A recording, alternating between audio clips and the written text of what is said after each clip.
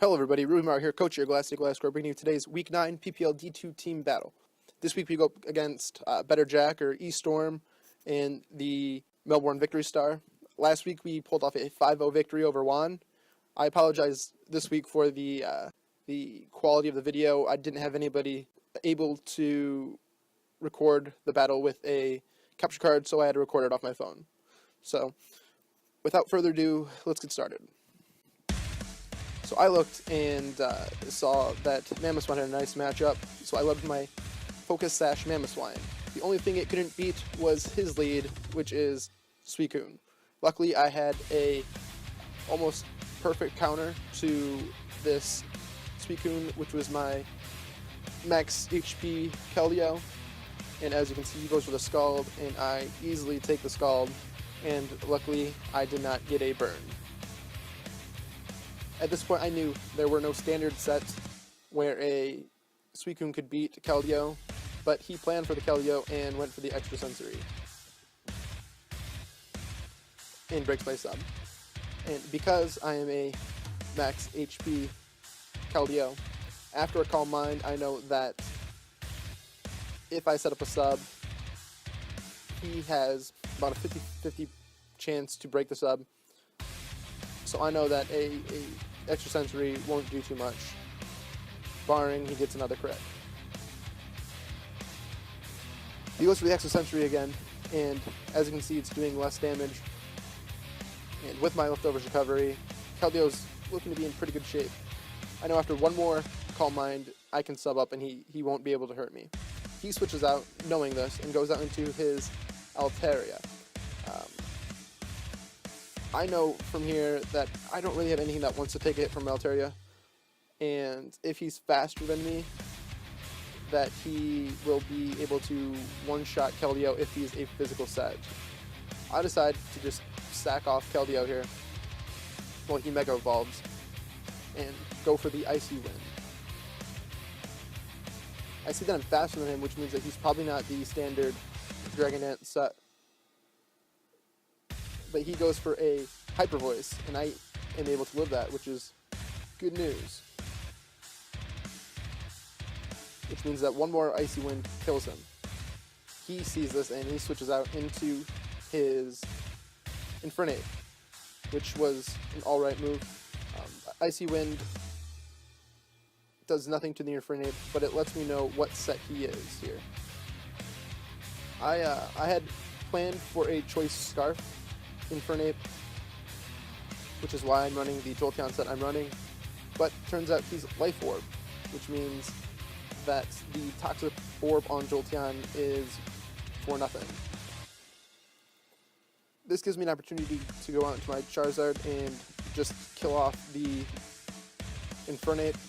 I went for a Dragon Claw, not trying to get too cute here, as he goes into his Mega Altaria, which I wasn't mad at all, because I have the Iron Tail on here, which means that after this turn I can easily kill him with the Iron Tail. But as you see, I do not connect on the Iron Tail.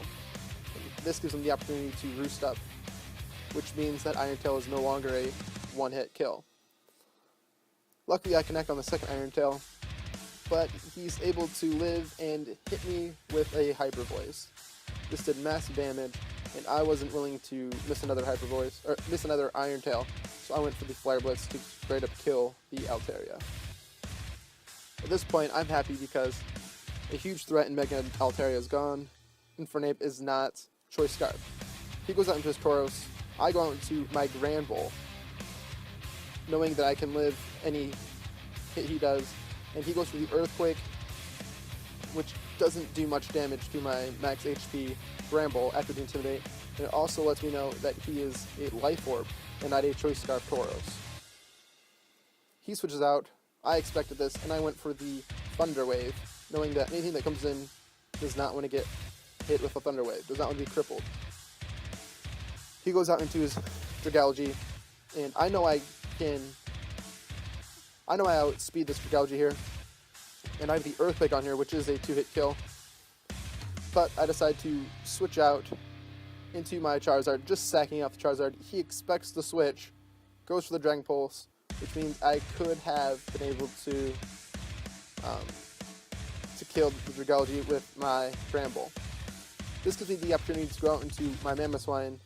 I know he does not want to stay in. I expect him to switch out to the Azelf, but he switches out into the Suicune.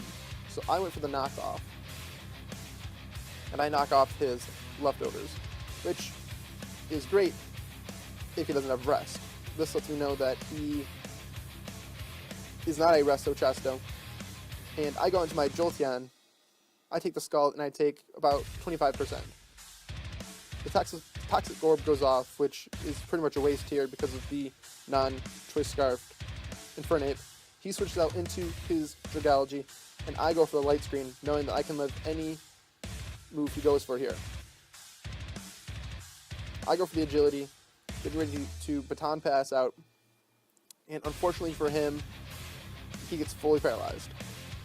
Here I go for the Baton Pass, knowing that this Dragalge can't kill my Nidoking in one shot. And again, unfortunately for him, he gets the double para.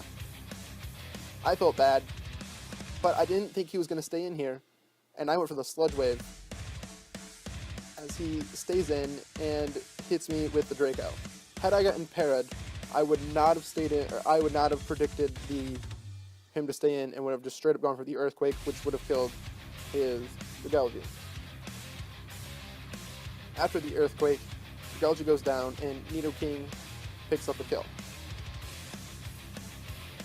This leaves me in great shape, knowing that I can at least kill his Infernape, but he goes out into his Tauros, which I didn't know if Tauros had any priority move, but he straight up dies to the Sludge Wave. This is a modest max special attack, Life Orb, Nidoking. He's not living that. He goes out into his Azelf, and I was thinking that this thing is Focus Sash, because that's what I'd planned for, Focus Sash, so I thought, hey, might as well kill him, or take him down to his Sash, but instead, it takes the Azelf out, which means that he kind of just sacked off 2 mons that he really didn't have to.